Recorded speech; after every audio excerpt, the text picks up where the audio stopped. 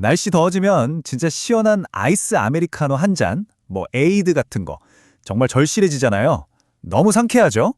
근데요, 우리가 거의 매일 마시는 이 음료에 들어있는 얼음 있잖아요. 과연 얼마나 안전하다고 생각하세요? 네, 맞아요. 바로 그 얼음이요. 음료의 맛도 살리고 이 더위를 싹 가시게 하는 그 얼음. 사실 우린 너무 당연하게 생각하잖아요. 그냥 깨끗하겠거니 하고 마시는 거죠. 위생 상태? 글쎄요. 그렇게 깊게 생각해 본 분들 아마 거의 없을 거예요. 최근에 나온 한 보고서를 보니까요.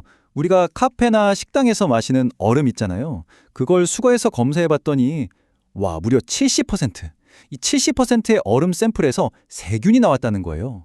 정말 충격적인 숫자 아닙니까?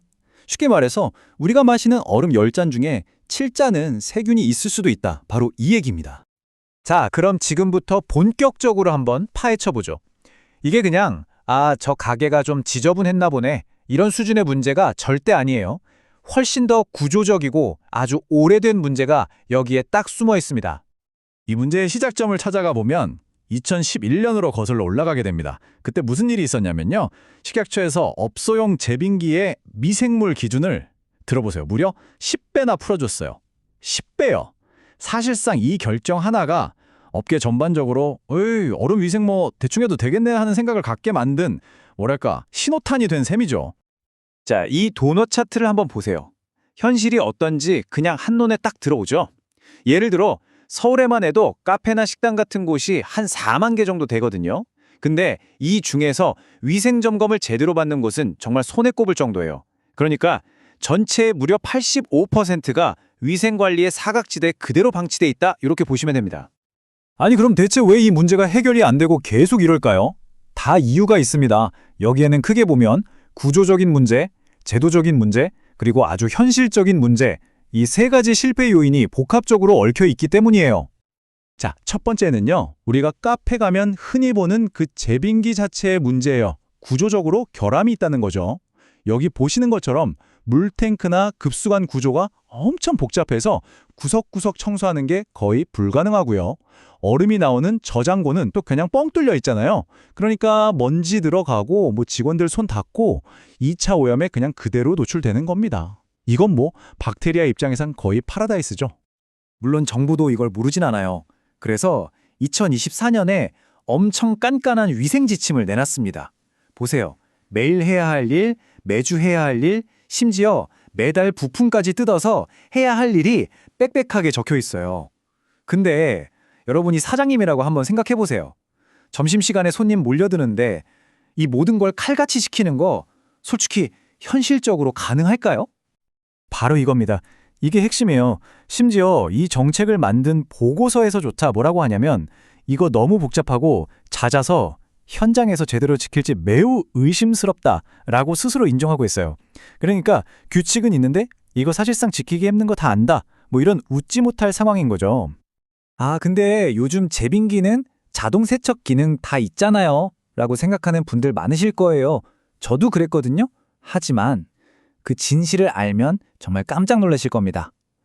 우리가 생각하는 자동 세척은 막 세균 죽이고 살균해주는 거잖아요. 실제로는요. 살균 기능은 하나도 없이 그냥 물만 한번 휙 돌려주는 게 대부분이래요. 더 충격적인 건 뭔지 아세요? 실제 조사 결과를 보니까 이 자동 세척 기능을 썼다고 하는 가게에서 오히려 세균이 더 많이 남았다는 겁니다. 믿겨지세요? 자, 지금까지 좀 답답하고 암울한 현실을 들여다봤는데요. 이제부터는 희망적인 이야기를 좀 해보겠습니다. 이 모든 문제를 그냥 한 방에 해결해버릴 수 있는 말 그대로 게임 체인저가 등장했거든요. 그 주인공은 바로 고출력 자외선 살균 시스템이라는 기술입니다. 이게 그냥 UV램프 하나 달아놓은 거 이런 수준이 전혀 아니에요. 차원이 다릅니다. 제빙기가 돌아가는 내내 그 과정 전체를 강력한 자외선으로 24시간 실시간으로 계속해서 살균하는 그런 최첨단 기술이라고 보시면 돼요.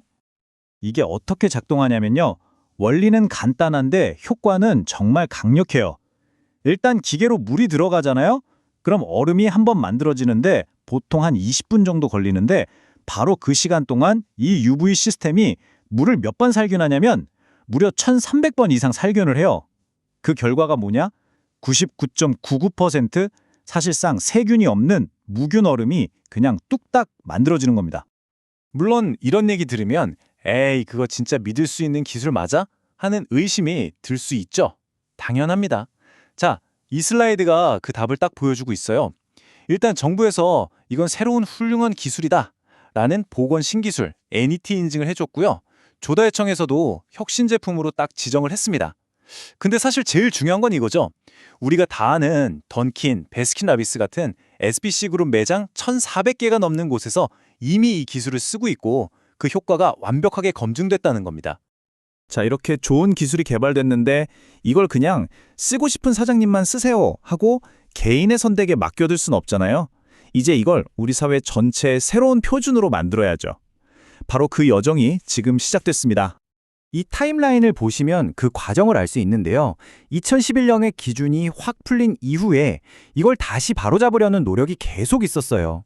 21대 국회 때 법안이 한번 나왔는데 아쉽게도 임기가 끝나면서 그냥 사라졌고요. 하지만 포기하지 않고 22대 국회에서 다시 법안이 발의됐고 바로 지금 국회 보건복지위원회에서 심사가 진행 중인 상황입니다. 이 법안이 추구하는 목표, 그 철학은 정말 간단하고 명확합니다. 더 이상 사람이 힘들게 노력하는 것에 위생을 맡기지 말자. 대신 확실한 기술로 안전을 보장하자. 바로 이거예요. 위생 관리의 패러다임 자체를 완전히 바꾸자는 거죠. 자, 그렇다면 이 변화가 현실이 됐을 때 우리 모두에게 어떤 좋은 점이 있을까요? 마지막으로 그걸 한번 정리해 보겠습니다. 이 혜택은 어느 한쪽에만 돌아가는 게 아니에요. 모두에게 이득이죠. 먼저 우리 소비자들, 이제 이 얼음 깨끗할까 하는 걱정 없이 믿고 마실 수 있게 되고요. 가게 사장님들은 어떨까요? 매년 평균 72만 원이나 드는 비효율적인 약품 청소 비용 아낄 수 있죠? 브랜드 이미지는 올라가죠. 일석이조입니다.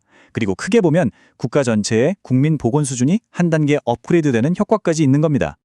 물론 이걸 자, 내일부터 다 바꾸세요 할 수는 없겠죠. 그래서 보고서에서는 아주 합리적인 단계별 전략을 제안하고 있어요. 처음에는 좀 위험한 곳들 위주로 바꿔보세요 권고를 하고 그 다음엔 대형 프랜차이즈부터 의무화하는 거예요.